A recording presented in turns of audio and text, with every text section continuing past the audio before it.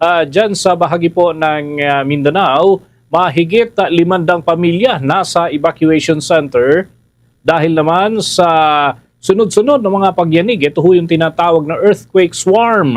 Nasa 700 so far ang nai-record. Alamin natin ang update ng Bombo Radio Coronadal.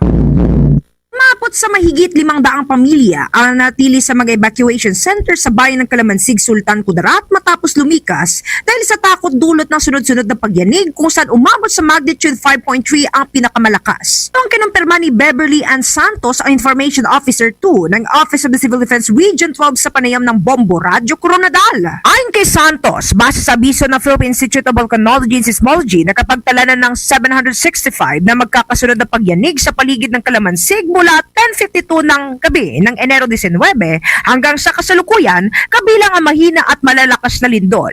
Patuloy ang monitoring ng ahensya sa mga posibleng susunod pang pagyanig at pinaalanan ang mga residente sa baybayin na maging alerto sakaling may senyales ng tsunami. Dagdag pa ni Santos, ang mga evacuee ay nagmula sa mga barangay ng Santa Clara, Baliwasan, Pag-asa, Santa Maria at iba pang apektadong lugar sa Calamansig.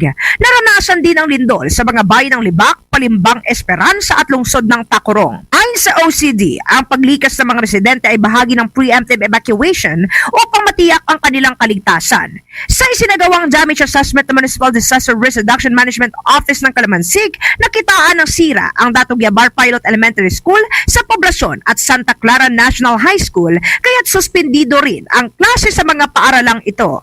Nasuportahan ang hakbang na ito na inilabas ni Governor Datu Pax Alimango Datu sa Executive Order No. 95 Series of 2026 na nag-utos ng suspensyon ng klase province-wide sa 3 apektadong bayan.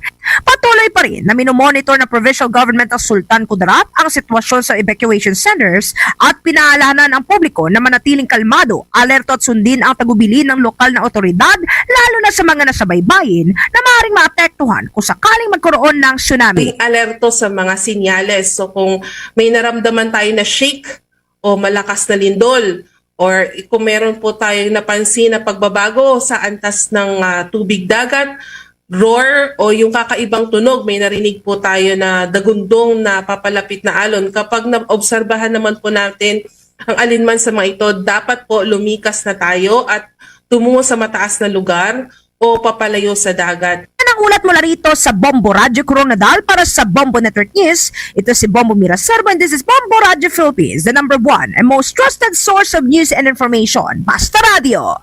Bombo! For the most trusted source of news and information, visit our website at www.bomboradio.com. Follow us on Bombo Radio mobile app, Facebook, YouTube, TikTok, and X, formerly Twitter.